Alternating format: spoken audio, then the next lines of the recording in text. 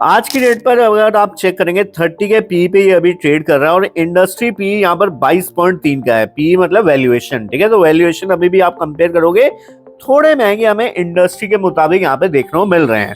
अब ऐसा नहीं है कि वैल्यूएशन जस्टिफाई नहीं कर पा रहे हैं, ठीक है। यहाँ पर जो ग्रोथ भी आई है कंपनी में, ठीक है। यहाँ पर आपके सामने ईयर ऑन ईयर बेसिस का रिजल्ट आ गया। मार्च 2021 लेके मार्च 2025 तक का डेटा आपके सामने प्रेजेंट कर रहा हूँ। सेल्स अगर आप देखोगे लगातार यहाँ पे बढ़ती हुई हमें देखने को मिल रही है। हाईएस्ट एवर सेल यहाँ पर पिछले वाले हमारा जो ये टिकट गया, सॉरी पिछला वाला साल जो गया, इसमें हमें देखने को मिली है। बट एक कंसर्निंग पॉइंट, एक्सपेंसेस भी उतने ही तेजी से यहाँ पे बढ़ते हुए हमें देखने को मिल रहे हैं। ऑपरेटिंग प्रॉफिट 59% के ओपीएम से यहाँ पर जो है ग्रोथ है कंपनी में, तो ये बहुत अच्छी ग्रोथ है मेरे हिसाब से, तो काफी अच्छी ग्रोथ है। एंड आप कैसा सोचते हैं सारे, वो आपकी मर्जी, कोई दिक्कत नहीं है। इसके बाद यहाँ पे जो सबसे इंपॉर्टेंट आता है डेप्रिसिएशन। डेप्रिसिएशन भी लगातार यहाँ पे बढ़ता हुआ देखने को मिल रहा है। देखो डेप्रिसिएशन क्या होता है, जैसे छोटा सा एग्जाम्पल दो, जैसे मान लो आपने कार खरीदी, वो एक डेप्रिसिएटिंग एसेट हो जाती है कि समय के साथ उसकी कीमत जो है गिरती रहेगी, ठीक है। ऐसे इन्हीं जो आइटम जो ये होल्ड करती है, इसके पास भी कुछ ऐसे आइटम्स हैं इस कंपनी के पास जो समय के साथ जो उनकी वैल्यू गिरती रहती है। ये कंपनी एक बार में उसको शो नहीं करती, वो धीरे धीरे करके हर साल डिस्प्ले करती है, ठीक है। तो इसलिए इसको देख के डर मत जाओ कि डेप्रिसिएशन में 194 पहुंच गया, ठीक है। वो होएगा, वो समय के साथ ही ये लोग डिस्क्लोज करेंगे, ठीक है। उसके अलावा अगर आप नेट प्रॉफिट चेक करेंगे 2176, हाईएस्ट तो नहीं है, पिछली बार हाईएस्ट था।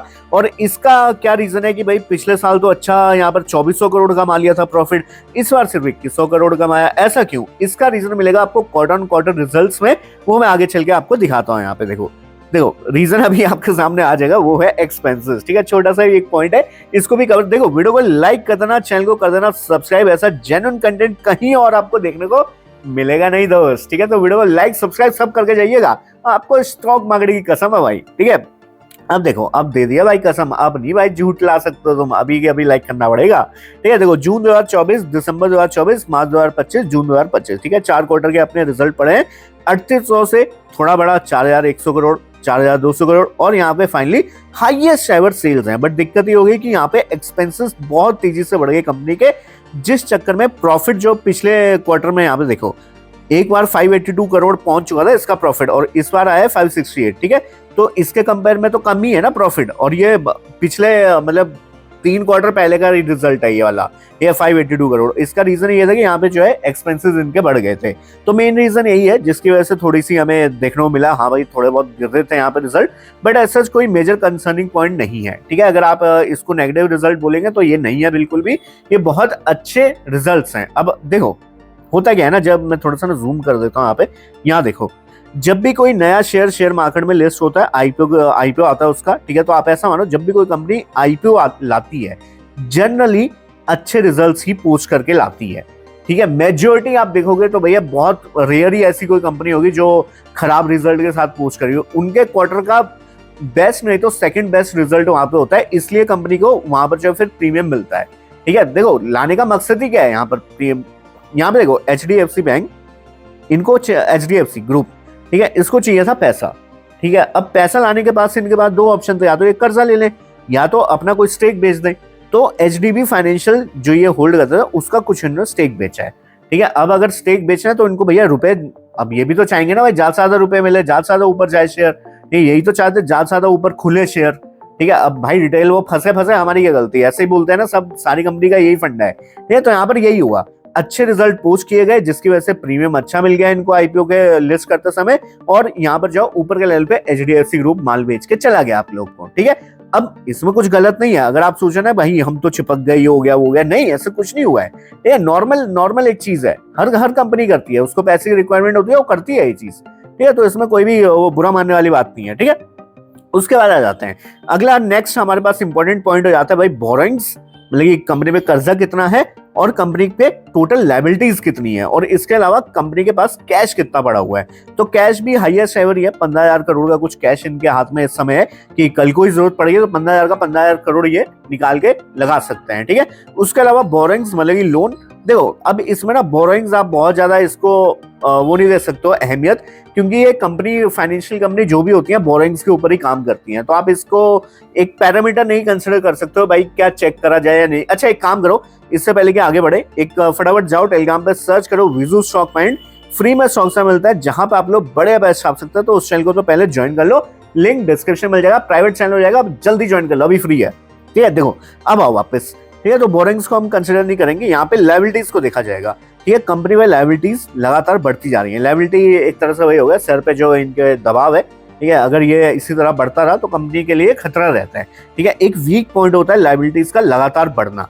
ठीक है, बट एक इसके साथ एक अच्छी बात ये भी है कि रिजर्व भी लगातार बढ़ते आ रहे हैं। ठीक है, तो इतना ज्यादा कोई दिक्कत वाली बात नहीं है। ठीक है, उसके अलावा स्टेक यहाँ पे आ जाता है। प्रमोटर्स के पास 74% का स्टेक है अभी भी। ठीक है, 74.19, 75 से ऊपर हो तो इनको बेचना पड़ता है आगे चल के, बट उतना नहीं है तो ठीक है, ये कोई दिक्कत नहीं है। FIs ने भी थोड़ी बहुत खरीदारी करी है आईपीओ में, 4% का स्टेक उन्होंने भी एक्वायर किया है। DIs ने भी थोड़ा पैसा लगाया है, ये DI आपके म्यूचुअल फंड वगैरह हुए, और पब्लिक पे काफी ज्यादा माल है, 16.3% इनको निकाला जाएगा।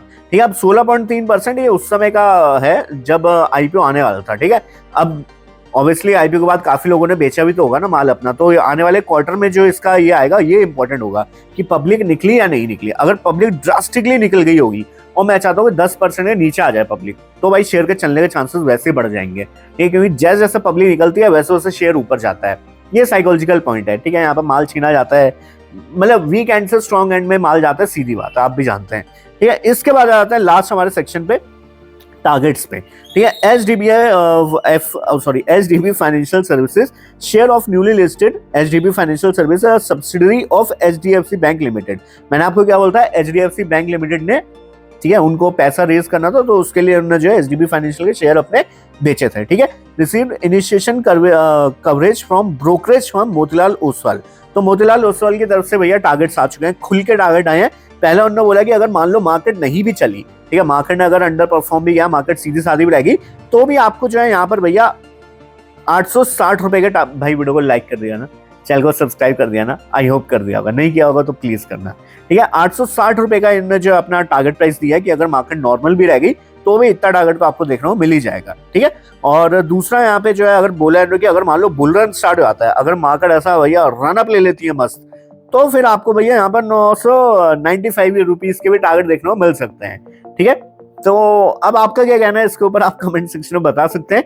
मैं यहाँ पर आज अपने टेक्निकल एनालिसिस की बात नहीं करने वाला हूँ, मैं आपको बस लॉन्ग टर्म का व्यू यहाँ पे देने आया था कि काफी लोग होंगे जो ऊपर पे लेकर ट्रैप भी हुए होंगे, और काफी लोग होंगे जिनका मन होगा खरीदारी करने का, लॉन्ग टर्म के लिए अच्छा शेयर है। ठीक है, हमारे जो पैरामीटर्स रहते हैं, मेन पैरामीटर, उनको फुलफिल भी करता है। बस एक छोटा सा कंसर्निंग पॉइंट ये है कि कंपनी पे पी थोड़ा सा मेरे को गड़बड़ लगा है। ठीक है, इसके अलावा कोई मेरे को बहुत ज्यादा डाउट आई नहीं कंपनी पे। जैसे जैसे मैं रिजल्ट, अब देखो आने वाले टाइम में क्वार्टरली रिजल्ट आते जाएंगे तो मैं आपके सामने भी लाता रहूंगा उन सब चीजों को।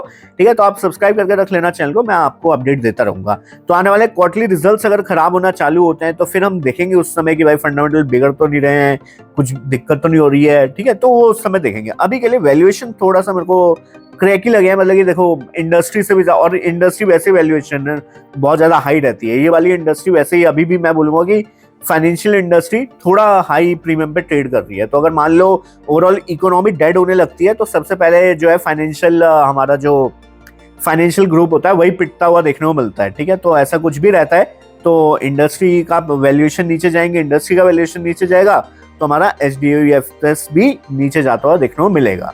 ठीक है, इसलिए बस मेरे को वैल्यूएशन का एक थोड़ा सा मामला गड़बड़ लगा, उसके अलावा सारे पैरामीटर्स पे मेरी ये कंपनी खड़ी होती है। ठीक है, तो फिलहाल इस वीडियो पर रोकते हैं, तो अगले बाय, होस्ट दोस्त ऑल एंड ऑल विशाल सुशील, चलो बाय।